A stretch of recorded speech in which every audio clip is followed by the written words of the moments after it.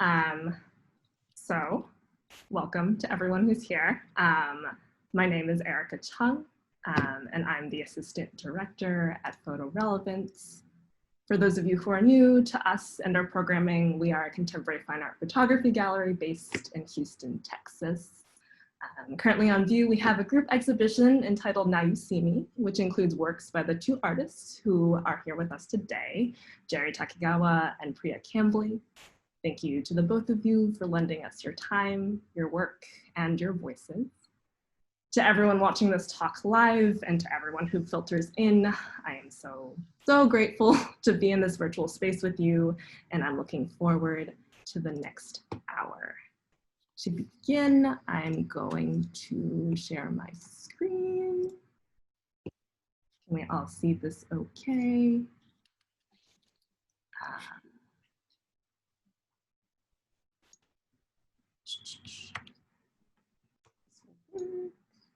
So to begin, I'd like to give you all an overview of the exhibition, Now You See Me. The show features a total of 6 Asian American artists who I brought together in an effort to begin visualizing all of the different complexities and nuances to be found in Asian America. As viewers, the intricacies found in each of these artists' narratives help us resist sort of this monolithic interpretation of what being Asian American signifies, stretching the term beyond its everyday demographic meaning, as in American citizens of Asian descent, and into a realm that pays homage to its activist roots.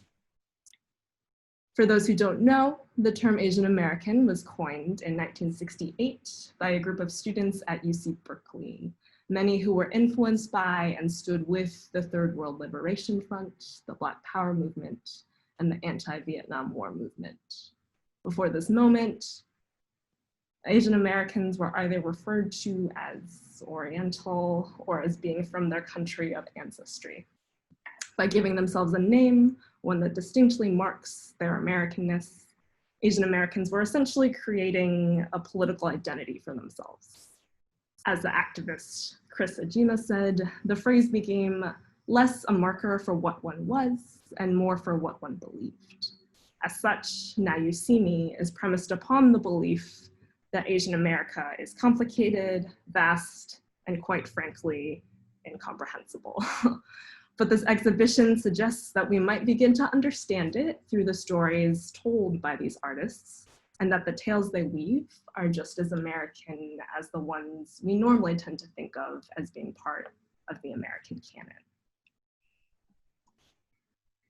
So, to really begin, I'd like to share an installation view of Jerry and Priya's works currently up at the gallery. Jerry and Priya, I'm not sure that I've told you yet, but when I give visitors a tour of the exhibition, I typically start off with your works in conversation. And this is because I think that in order to understand where Asian Americans are today, we have to understand the histories from which we come from. Both of your practices involve mining family archives and connecting your images to broader issues regarding migration, assimilation, and what it is like to be a part of a diasporic immigrant community. So at this point, I would like to turn to our artists, and I will firstly introduce Jerry and have him speak a little bit about his work. Click here. Jerry Takigawa is an independent photographer, designer, and writer. Exhibited internationally, he is the recipient of the Imogen Cunningham Award, the Clarence J. Laughlin Award, Center's Curator's Choice Award, and the Rhonda Wilson Award. His work is in the permanent collections of the San Francisco Museum of Modern Art, the Brooklyn Museum, the Crocker Art Museum, the Santa Barbara Museum of Art, the Library of Congress, and the Monterey Museum of Art. He studied photography with Don Worth at San Francisco State University and received a degree in art with an emphasis in painting. He lives and works in Carmel Valley, California. And Jerry, I'll pass it off to you now. Thanks, Erica. Thanks for that introduction and for including me in the show. And I need to thank Priya because I think Priya is the one who actually referred me to you. And I'm always amazed when somebody knows about my work and I haven't met them yet. So anyway, the work in this exhibition is called Balancing Cultures, and it was really a personal identity project in the beginning, but it expanded into something larger, kind of as the national events tended to overlap, what I was looking at, my own personal story. They seem to have a connection and a relevance. So, the series really began when I saw pictures of my family in the camps, and I had not seen these pictures before, and it really made it tangible that the stories my parents referred to every now and then as I was growing up were actually, well, it was really a real thing, and the photographs made it much more real for me. So I was really moved to want to tell that story and look into it, because I knew not very much about it at that time because they didn't talk about it very much. So I'm really trying to express what I feel my family couldn't say because of shame for being considered the enemy in World War II, and also a fear of retribution that they would be put back in prisons again. So they never really talked about it much. I think that 120,000 persons of Japanese ancestry were, moved to over 10 camps in the United States. And this was all without due process of law. So it's no surprise that there's definitely a feeling of animosity about it, but also, their lives were interrupted. My grandfather was here for 35 years and then had to be uprooted and left with only the things they could carry. This actually, the picture you're showing now is, it's called Yes, Yes, and it's reflective of a questionnaire, a loyalty questionnaire that was passed out in the camps when they were there. And the idea of a loyalty questionnaire when you've been in prison without due process is a bit of a irony in itself. And there was a lot of controversy about it. I assume my parents answered yes, yes, because they were not moved to Tule Lake, which is where the people that answered no, no went to. So this was really kind of a big thing about the loyalty. I mean, the grandparents were being asked to give up any loyalty to the emperor, but at the same time, they were not allowed to be American citizens. So they would be without a country if they had done that. And so it was very much a quandary. This image is my grandfather and grandmother in front of the restaurant in Monterey. The restaurant's called the Azamate, and it was a bit of a family center when we all moved back to Monterey eventually. I didn't move, I was born in Chicago after the war, and I came back here where my parents were born, and that was in 1950. So, and then the little telegram there is a announcement that my uncle, their youngest son, got married. This shot is called Gaman, and it's essentially, it means, to persevere through hardships and with, dignity and silence. It's a very Japanese kind of a position to take, and it's something that was practiced by pretty much all the Japanese. That's why I never heard about this that much when I was growing up, because they were just not going to deal with it. They're not going to talk about it, and there were no therapists to talk to at the time. So they just went forward. And this woman in the picture actually is my great aunt who passed away last year at the age of 103. And I had a chance to talk to her a little bit before she passed away. And she filled me in on some of the things that did happen through the camps, because my parents were gone and she was sort of the last surviving member that had experienced the camps.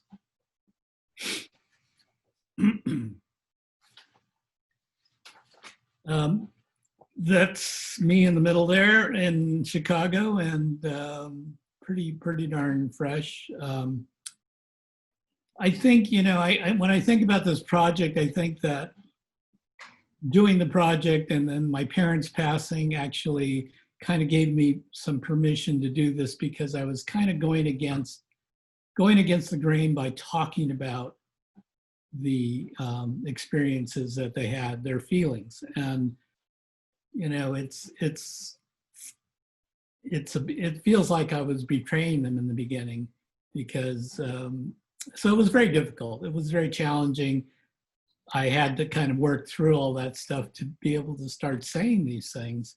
And it's that Japanese thing of, you know, the nail that sticks out gets hammered down. And so, you know, I was definitely going against the grain for myself and in my mind for them. Although at this point, I think they would have been, you know, quietly proud of what I've done.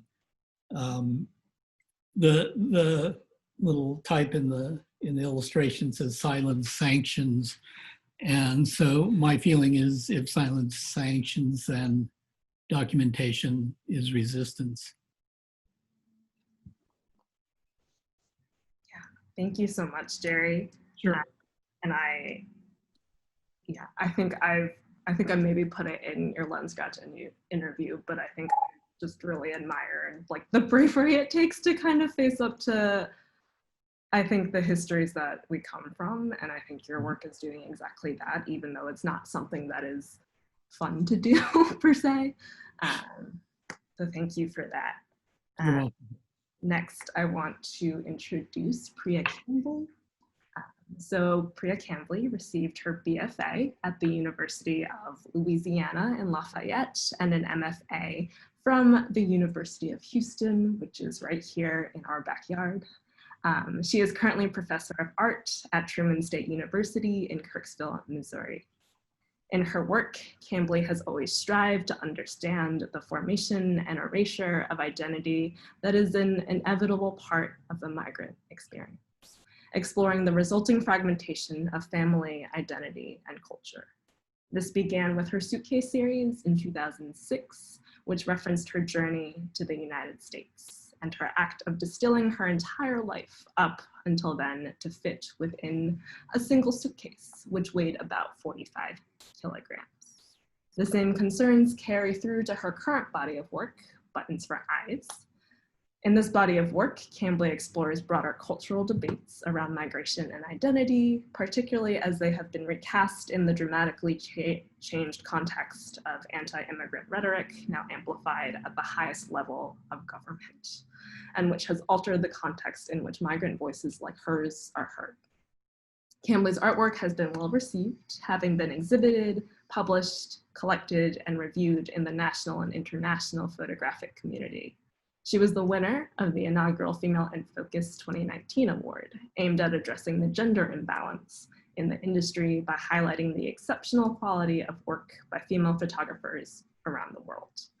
The success of Kambli's work underlines the fact that she is engaged in an important dialogue and reinforces her intent to make work driven by a growing awareness of the importance of many voices from diverse perspectives and the political relevance of our private struggles. And so, Priya, I'll hand it off to you. Hi, thank you, Erica.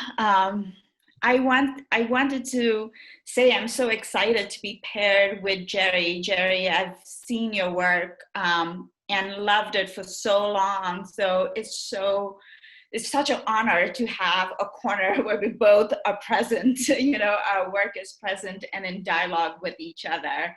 And to be able to talk today with you and along with you about the work.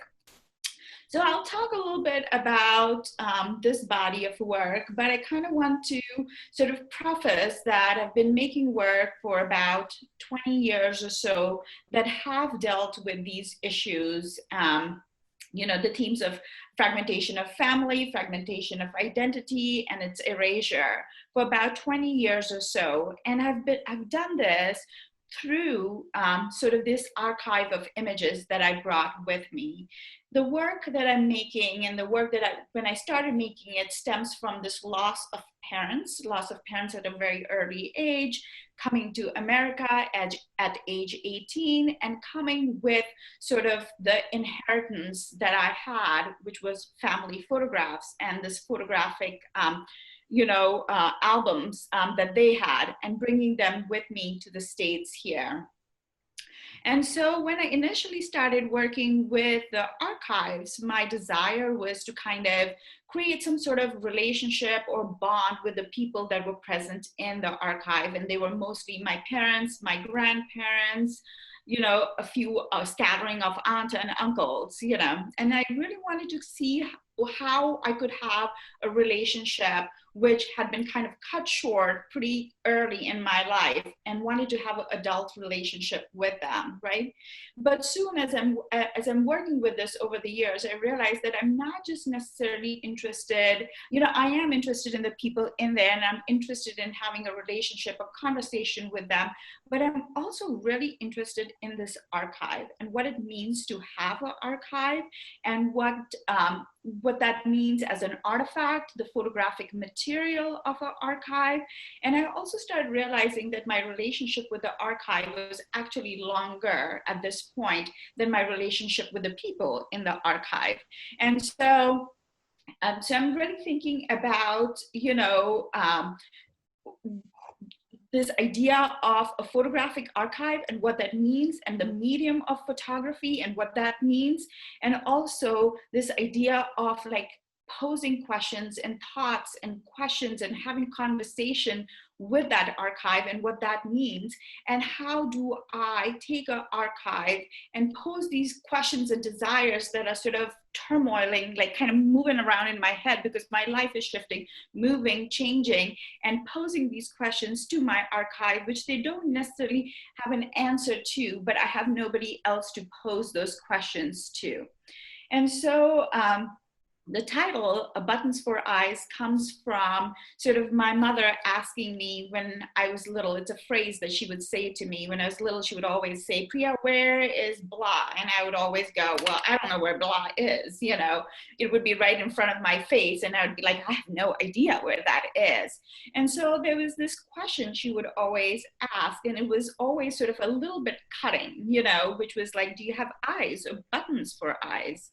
And her question was basically about like, how will you navigate the world if you can't, observe, see, look, or, kind of how does this work? And I think it had a little bit tinge of like a parent panic in it. Like, is my child, will they be unable to sort of take on the identity of an adult? Will they survive, right?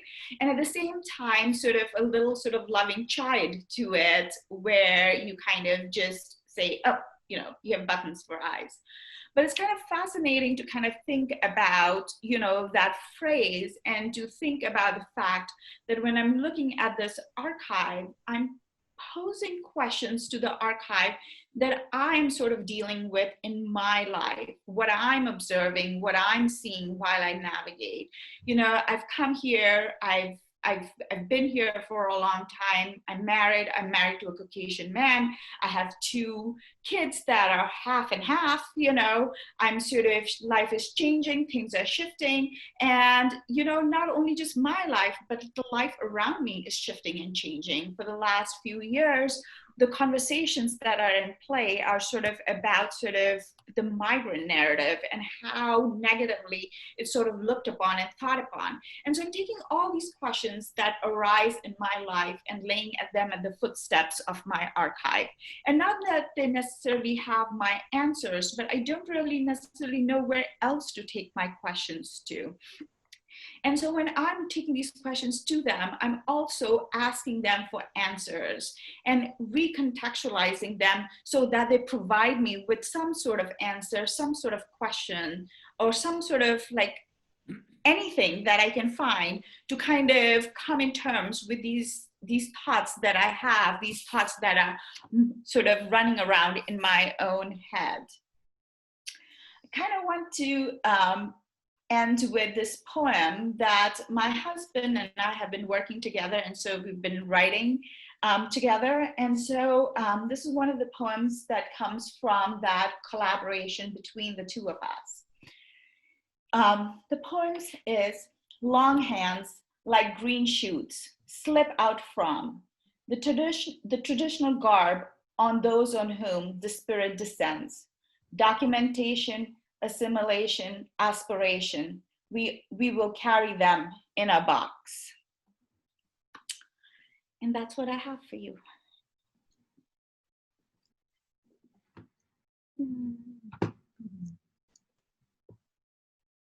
Cool. Okay.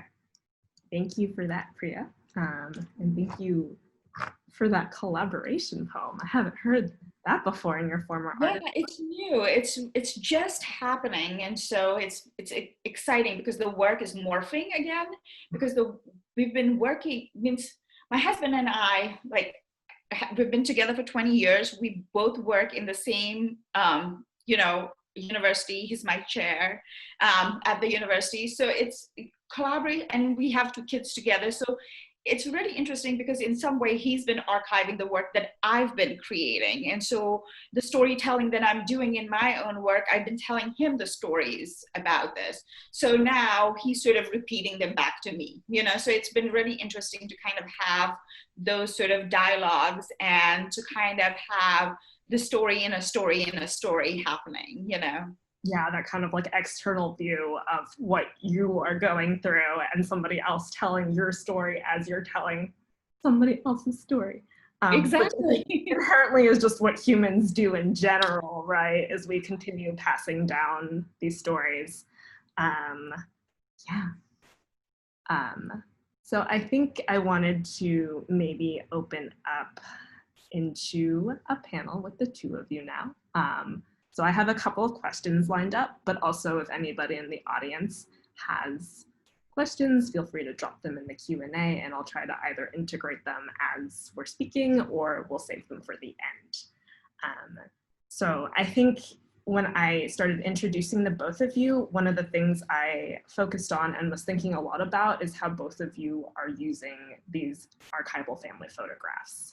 And I think a lot of people can resonate with like that kind of power that archival photographs have, where like you see like an old photograph that's in black and white or is in film and we're all drawn to it because for some reason it speaks of a different era and it speaks of like a certain nostalgia when there weren't like 1,000,001 photographs on like a device that you carried. And so I wanted to begin by asking you sort of what was the experience like of discovering your family's photographic archive and sort of what compelled you to begin incorporating them into your body of work? Well, I'll go first. Well, one thing Priya said actually, resonated with me too is I think when I first started using family photographs, which has been quite a while ago, it was partly just to bring them back into my life because they were gone. And it was a way that I could be with them or see them and they'd be part of my life in a way that photographs in a box don't do. So, I think, I don't know if that's exactly what Priya was saying, but I think it's, that sort of was my feeling. And they're definitely, like she was saying, it's like setting up a different kind of or a new relationship that it's kind of an honoring of those people that you love.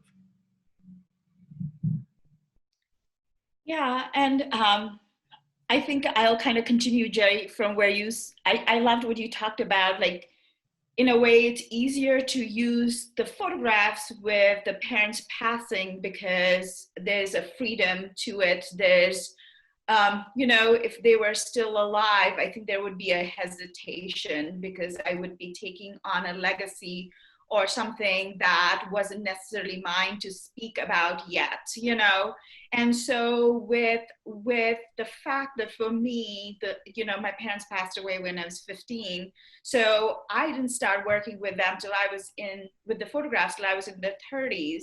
I just had a child. I wanted my child, for them to see my child, I'd created this phenomena, I thought. He's 15 now. I don't think that anymore. But I wanted them to be like, to see what I had done, So the images came out of the box because of this need and desire to establish a relationship, to connect him to them and them to him. But I think there's something kind of wonderfully freeing in a way when I'm using an archive and nobody else has the authority or ownership on it other than me. And I can kind of play and do whatever I want with it. These are questions that are running around, rummaging in my head, in my life. These are questions that might be similar to somebody else, but they are affecting me right now. And,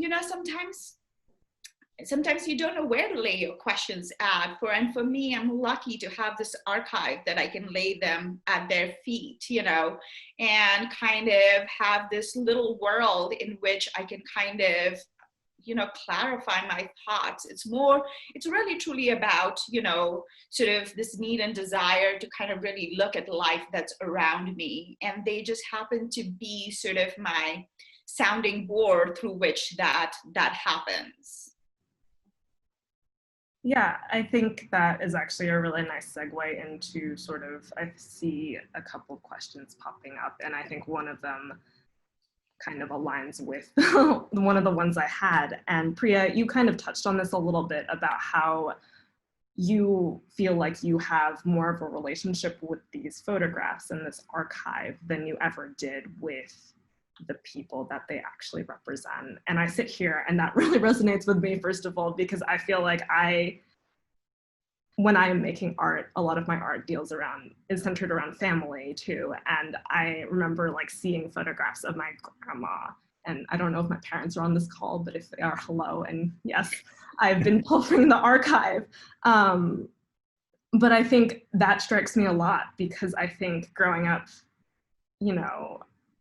I had my family, but there was definitely like a language barrier. So the connection wasn't necessarily there, but somehow seeing this like photograph, like this artifact from a different time is definitely a way of connecting. And I wonder if you might be able to speak a little bit more towards that. And I will also morph this question in with Alexander's question of, based on the photographs that you use, do you ever feel like your memory of the people incorporated in those photographs change as you use the images over and over, almost like you have morphed the memory to what you want them to be?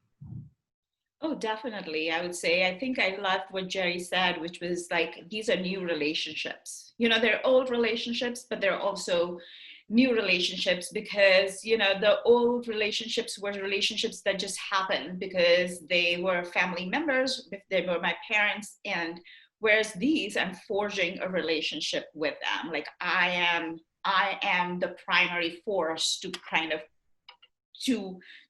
recreate them. But I'm also stripping a lot of things when I'm working with them. I'm recontextualizing them. I'm erasing certain things. All these photographs that we work with already have some sort of history, some sort of narrative, some sort of storytelling that's embedded in this. And I'm aware that I take away some of those. I erase some of their own past to kind of make them speak the way I want them to speak and talk to me about the things I want to talk about, right? So, so in that sense, yes, the erasure is happening in multiple ways by my hands and, in other ways. I think definitely the images that I was using from my family were not intended to tell the story that I'm telling now. And, I don't know what the picture was taken for. There were snapshots, and most of them are just people standing in front of the camera, but it's it allows me a way to start with something at least that's real. It's the person, and I can kind of overlay my thoughts and feelings that I feel like they may have felt themselves. I'm actually trying to mind read their situation and tell that story in a way that the best to my recollection of what I got from them with, and then allow them to speak that story in some way. So, the idea of the content of the picture as it is now is certainly, going to be miles away from when it was taken. Yeah, and I have to imagine that there is also like a certain responsibility that you two might feel when working with these family photographs. And again, I think Priya, you touched a little bit upon this too, of feeling like you are the orator, like you are the narrator here in whatever tale you're trying to tell. I think it's really crucial, first of all, to have both of your voices kind of in this canon of work that we're looking at, because I think immigrant and diasporic narratives tend to not necessarily be taught in the same textbook history way that we tend to see in a lot of our educational institutions. And so I think both of you are poised in like a very unique position where you get to tell these stories from like a very unique perspective, and you get to tell them because nobody else really can. And I'm not sure that was a question, but I wonder if you have any like thoughts towards that, like the responsibility that comes about to it, or maybe you don't think about it. I don't know. No, I'm sure, Jerry, you do. I mean, there's just no way not to feel responsible in some way to these. I think Jerry talked about the honoring of the photographs. I think in some ways I am honoring the legacy of being passed down, these family photographs of the people in the photographs, but also in some way I'm honoring, this artistic makeup of mine, and sort of laying them all simultaneously together to kind of have a conversation that is contemporary, hopefully, conversation that's pertinent, conversation that's necessary and important. But, I'll talk about like the reason also I use some of my materials on these photographs is it's very easy, like I'm using flour, pigments and stuff, and it's all dry. When I lay these patterns out, this dry flower, so, when I'm working with them, we're in conversation, we're in sort of performance with each other. But at the end of the day, when the photograph is taken, I can erase this flower. I can just go, and it blows away, So in no way am I actually impinging these photographs or these artifacts in any way or shape or form. I sort of see these as little performance that happen where I pose a question to them and they say something back to me, a photograph happens, and that sort of answers something. And so then I can erase whatever I've laid on that. And they go back to being them, I go back to being me, but I question them again. So it's like the constant like rigmarole of that. But lately I've been taking a very small body of work that I inherited from my uncle's wife. They didn't have any kids, so my sister and I inherited her pictures when she was younger because nobody else wanted them. And I didn't know what to do with them. I didn't know how to incorporate them in my work. And I also had been really thinking about that when I work with my images and lay these patterns out, I make them very tactile. But when I photograph them, they become very flat. And so I wanted to bring tactility back into it. So I'd been like pinpricking these actual images, right? And it took me, even though they weren't like mine, like my parents or anybody that was like really intimate to me, it took me 2 years to actually do this. And I practiced it on like a dummy before I did it on that, and lo and behold, when I was making it on the actual one, I screwed up a little bit. And I remember like panicking and asking Aaron, my husband, going, oh my God, what have I done? Like, this is terrible. Like, blah, blah, blah. And he just went, yeah, keep going. Nobody will notice. And sure enough, nobody noticed, you know. So I feel my responsibility to this archive is not to keep it in the box. I feel like I'm the caretaker. These were wanted, loved, and coveted for some time. They were made for a reason. And my job is to take them out of the box and for them to have a life. Yeah, I could say something similar to that because, you know, I never saw the pictures of my parents in the camps before, and they never showed them to us. I don't think they ever looked at them. They were saved, and we found them after they were gone. And it's just interesting that all this material was there all that time, and I did feel some kind of responsibility to do something with them, because to me they were really kind of a surprise to see, and like I said, it was like physical evidence of something that happened that I didn't know enough about. So I had to do research to understand what happened more, and I was further shocked by what I discovered. So yeah, and I think, Jerry, your work specifically has an even more, like, I think the responsibility is like doubled down upon because you are working with this specific concrete historical event of Japanese internment.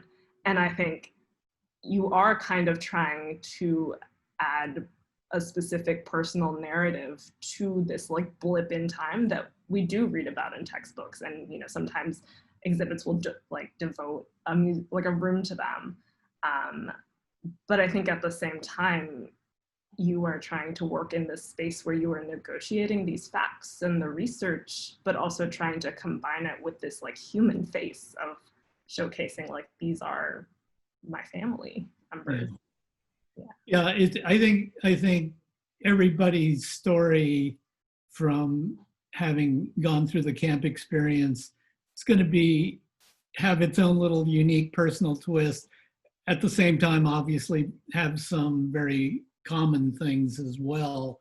But it's definitely, you know, I don't know. It's just something that had to be said, because I think the world, you know, you can remember statistics and facts about an event, but these stories about real people make that whole thing much more memorable. It becomes much more real and tangible. Yeah. Can I switch gears really quickly and go back to a point that Priya brought up when she was talking about working with her archive, and kind of switch gears to think about the materiality of both of your works. And we do have a couple of questions lined up along these lines as well. But I wanted to ask, and I'll start with Priya, I think. You mentioned your usage of flour and powdered pigments, and you also kind of use some other intangibles like light, and you're playing with prisms. And I wonder if you might speak a little bit more to that materiality and why you choose to use the things that you do. Yeah. So I'll start talking about the fact that all my images are made within my house. You know, like nothing is made outside my house. I'm not a photographer that leaves their house to make images. In fact, anytime we travel or something, my husband is a documentarian of that, and I'm not. You know, I'm an observer. And so when I'm making work in my house, anything that's in my house becomes kosher for playing, you know, for whatever I want to make and work with. And so anything that is available is in play in my work that's in my house. And so the kitchen becomes a really kind of a space that is utilitarian, but also something that's, you know, ties the whole family together. And, you know, for me, I think of these images or these people as my like gods almost, you know. I think of them as somebody that sort of I mythologize them. Can't say that word. But so I'm kind of giving them offerings, I feel. And usually in India, the offerings come from the kitchen. You know, that it's food is always, and nourishment is always the offering. And so for me, the offerings are like flour. Flour is also something that's ubiquitous in my life for a long time, because I can't see these words that I'm trying to say, because my father was a French pastry chef. So we had flour in our house all the time. Mm-hmm. So, so these are materials that are sort of things that I've played with all my life. And interestingly enough, flour does allow me to do so much. It allows me to make a pattern. It allows me to erase a pattern. It allows me to embed information in it. You know, it does all kinds of complex things I ask from it. My house is covered in flour. You probably could go to any corner in my house and there'll be flour like stuck in there somewhere, you know. So I'm using materials that are sort of domestic, sort of humble, sort of everyday, and sort of my use of them kind of elevating them. I'm also aware that the images that I use, even though I claim them as mine, I claim to be the caretaker, mm-hmm. are really not my images. And so I know that I can't just use the photographs as they are, because it would be like just pure appropriation without any reason, rhyme, or whatever, right? And so I need to kind of, in some way, put my identity, put my stamp, put me into the photographs. And so the materials become a way of talking about me in certain ways, and pattern becomes a way of talking about culture, but also talking about sort of obscuring, talking about hiding, talking about erasing, all kinds of things. Will you tell us a little bit about how you fabricate those patterns? Yeah, so the patterns, I love clothes. I love clothes. I love pattern. Every time I travel to India, the simplest thing I can bring with me is like a textile of some sort. And so pattern is something that has always been in sort of my realm of thinking. And so if I find a pattern that I love, I'll just scan it. And for a long time, I would sit and like cut all these patterns out, and then I got smarter about it because they got very intricate, you know, and so they're laser cut, these patterns. But what I tend to do is I find motifs and then I create patterns, and then I lay them out over the photograph, and then figure out how it's all going to work, and then they are cut, you know, for that specific need and desire for it. And then literally I lay them on top of a photograph, and then I sift flour on it. It's like making cake. You know, I was just like, instead of making a photograph, that's what I end up with. So, so the patterns are made with the knowledge that they go on this specific image, or with the desire that on this specific image, they're going to obscure something and show something else. And I'll just talk a little bit about obscuring and the need and desire for obscuring in my work. And that comes from, my mom used to cut out her face in family photographs that my father had taken and slide them back into the family album as if nothing had happened. And those cuttings were kind of really interesting because they're done very kind of savagely, because she would just like poke it and not like cut it through, because she was worried she would impinge us who were next to her. And so I remember at 4 watching her do this and sliding it back into the family album as if now they would do exactly what they were supposed to do, which were to be mundane family photographs, which they weren't anymore. And so I'm really kind of curious about her mark making, but her mark making is very violent. There's a violence to it that I don't understand and I cannot replicate. So my mark making comes from a place of sort of more, I don't know, people tell me it's aggressive. I don't think it's aggressive. But for me, it's more of sort of kind of ornamentation or erasure or other things, but no, I don't think of it as aggressive. But that's where the obscuring is coming from. Yeah, I think I actually recently just watched the recording of that talk where somebody that they thought it was a little bit aggressive. And I thought your response was funny too, because you were like, wait, what? Like, I've never thought of it like that at all. And like, yeah, I think I sit maybe on your side, partially because I'm biased, clearly. But I think when you were speaking about how it's reversible, like all of this isn't like permanent damage to the photographs, with the exception of actually when you're pricking them. I think the fact that it's reversible very much shows that it is a very like gentle nudging, and then kind of taking it all away, and then kind of questioning a little bit more, and then taking it all away. And I think the effect too is really stark. I think I've had people come into the gallery and sort of ask me like, there's not actually like something on there, right? Like, how is this possible? And I think part of it too is that the materials you're using are so usually bright if they're colored, or they're just so stark in contrast to the soft image behind it. And I think the same could be said for you, Jerry, as well, where the ephemera and the memorabilia you're using, they all feel very like 3D, like you could pick it up. And I wanted to now turn the question to you about your choice of materials. And we actually have a question that ties into this from JP. Hi, JP. Asking about specifically the significance of the nature elements that intervene with your photographs.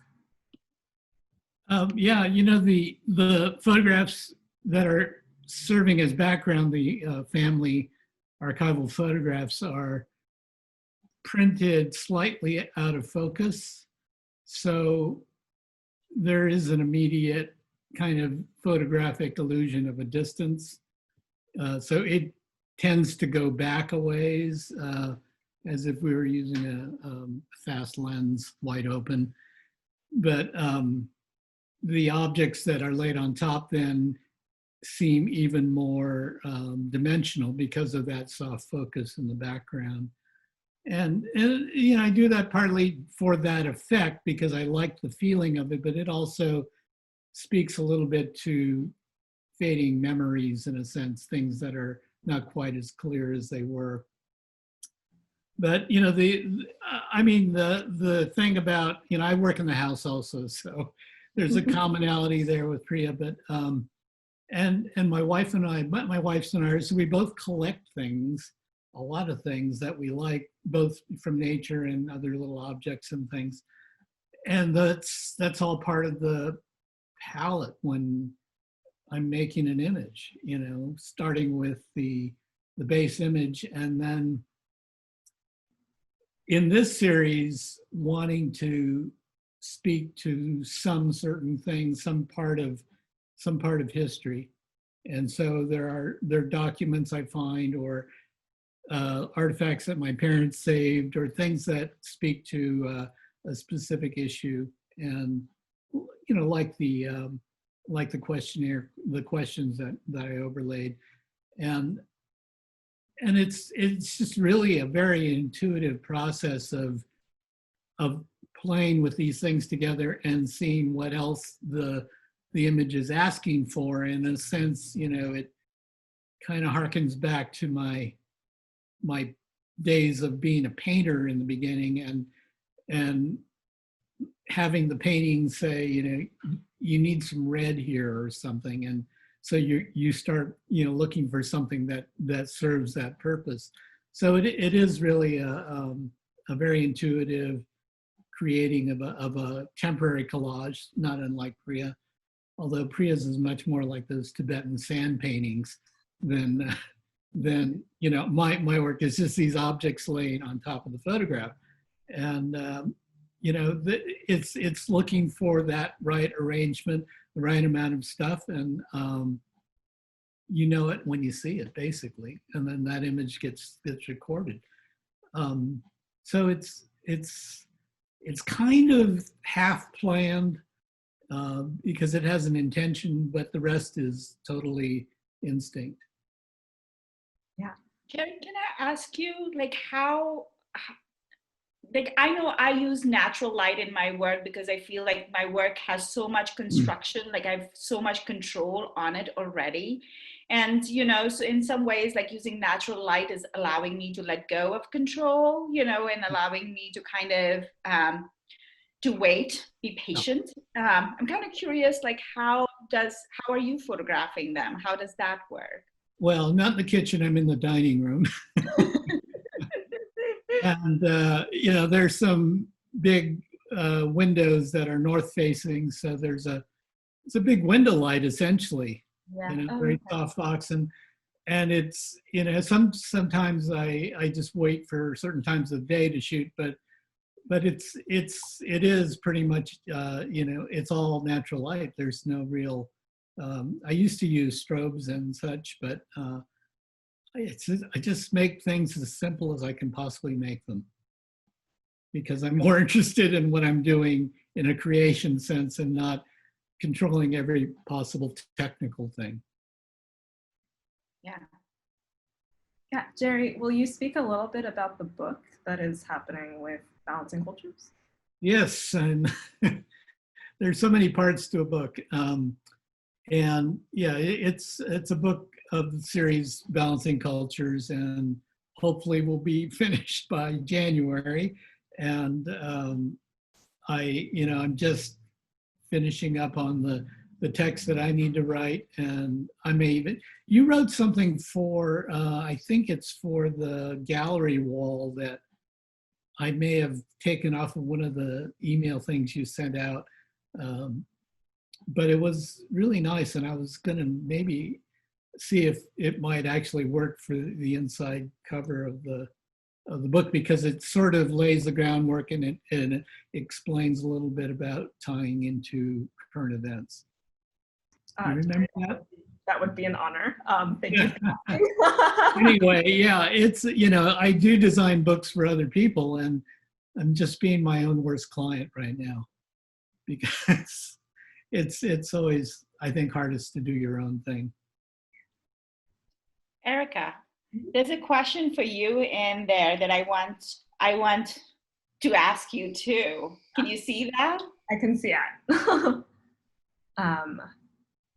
Would you like to read it? Oh, sure. A question for the moderator. What sorts of responses, connection, questions are you or visitors to the exhibition generating in front of these two bodies of work when viewed in dialogue? Yeah, that's definitely a good question. That's my husband's question, by the way. Well, it's nice to meet him virtually. No, that's a good question, especially because I opened this up saying that I tend to lead visitors into your corner, like that really beautiful area of the room. And I think, interestingly, or maybe not, maybe it's quite obvious, I think when people look at the works, they are very much drawn to the family photograph aspect of them. I think we had somebody in the other day who was looking, I think, at the photograph with you and your sister, Priya, when you were baby. Mm-hmm. And I think she was making a comment about, like, you know, they're in like footy pajamas. Like that could be from anybody's archive. And actually somebody also brought up the notion of how your works remind them of like Tibetan sand art because of that ephemeralness to it. Yeah, and so I think that is very much the biggest entry point I see happening when people are viewing the works, even if they are not from an immigrant background, even if they're not from a diasporic background, which, yeah. And I think that in and of itself is really important to think about, this notion that even these personal photographs from somebody else's family who you don't know and you have no relationship to can somehow speak to you when they're just sitting on the wall.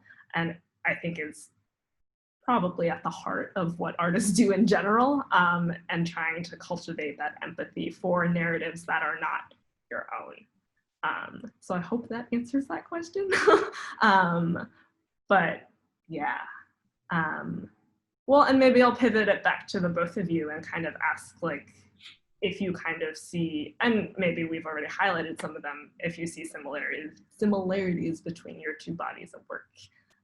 And basically, I'm asking if you think it was a good pairing to have the two of you in conversation.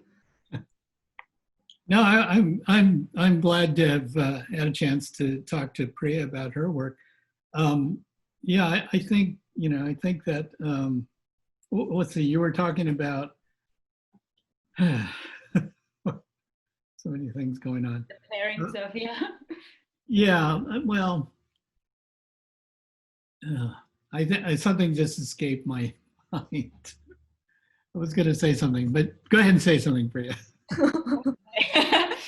I think there's some, I think the parallels between Jerry, there's so much like beautiful sort of overlaps between our work, right? The use of the archive, the use of sort of using storytelling and narratives, all those things. But like, I think, Erica, you talked about Jerry's is so embedded in sort of a historical event, right? Versus mine is sort of based in a very personal event. But I think both of us, you know, there's losses underneath all that, there's traumas underneath all of that. And, you know, it ultimately shakes out to, you know, a trauma is a trauma, a loss is a loss, you know, you know, however, you know, it's as big and mammoth to that person as it can be. And so it's kind of really fascinating to see both Jerry's and mine work together, because I think both of us also are very, Jerry, correct me if I'm wrong, so we're staying true to the fact that these are our archives, these are our families, right? You're not using any other sources, right? Well, I did an interesting thing because there were pictures of other people with my family in the camps. And I thought, if I have pictures of those people, I wonder if those families have pictures of my parents. Oh, And so I wanted to find out, because I think these pictures felt like I was able to time travel and sort of understand more about what happened in the past. And so I did find one or two pictures, and not very many, but that from another family that had a bunch of pictures, and my mom was in those pictures. So it was successful in that way. But I think the thing that I was that slipped my mind was, I think we're both doing something that is extremely personal. And I think things that, you know, art that is extremely personal ends up ironically being extremely universal, because people are kind of hungry for something real and the truth. And, you know, it's just it connects somehow, because it's not, you know, it's not a fiction in a sense. Yeah. And also the longevity of it means I've been looking at this archive for almost 20 years, posing questions. And I think, Jerry, you talked about the longevity, like the timeline of these, you know, so these are not simple things, these are complex things. And as I know, as I age and my life changes, you know, there's new complexities that get added to that need to be resolved more. So even though when I feel I've resolved something else kind of shifts and pivots and twists that needs to be re-looked at and reconfigured, you know? Yeah, well, it all just speaks to our own personal identities developing and evolving. I mean, essentially the work we're doing is really us evolving. Yeah. So can I ask the moderator a question? Of course. Okay. Anyway, I was wondering what motivated you to want to do an Asian American photography exhibition, because I'm not sure that I've ever been invited to one or participated in a photography exhibition of that specific focus. Yeah, I will try to keep this short because I know we're running out of time. But yeah, the short answer is that I think I just wanted to put Asian American artists on the wall, because I think growing up and even in studying photography in school and in other places, I didn't see them like around me. And honestly, I didn't see very many people of color in general, which was always a concern and is always something that is ticking in the back of my head. And so I wanted really to start making that happen. And I think my access point was trying to curate a show with narratives that were close to me and narratives that I felt I could maybe articulate. And I mean, you two are the judge of that, and so are the other artists, but I am so honored that both of you trusted me to handle your work and curate it into a show. And I think just because, yes, Asian American art and I think Asian American issues are often overlooked, because I think when we think of Asian art, people tend to think of art straight from Asia, which is beautiful and important in its own right. But at the same time, I think Asian America is a whole different other animal. And it's like, it's a wonderful animal at the same time. And I don't think that the show I have up, or the show we have up at the gallery I never thought it was ever going to be enough. It was never going to be like a survey of all of Asian America, but I think it was meant to be a start. And I think it was it feels a little bit engineered, because yes, my search parameters were Asian American photographers. But there is a part of me that kind of feels that we, in a sense, have to engineer diversity a little bit until we no longer have to. Yes. At some point, we'll just be American artists. This is true, and I think that is perhaps the goal, but we will see how it plays out. Sure. And on that note, I think we might call it a night, but I wanted to say thank you, everyone, for coming. Thank you, Bryn, for that note. And I just wanted to drop a couple links into the chat box. This first link, if I can get myself to do it, is to the viewing room for the show. And then we will be having 2 other talks coming up. So one on November 11th with Tommy Ka and Leonard Sirajaya, and here is the registration link. And then one with Jennifer Ling Dachuk and Tomiko Jones on November 17th, and that is the registration link. But they're also all available on the Foto Relevance website, which is photorelevance.com, photo with an F. And yeah, I think I will leave it there. And yeah, thanks so much for being here. And I hope we stay in touch. Thanks, Erica. Thank you. Bye.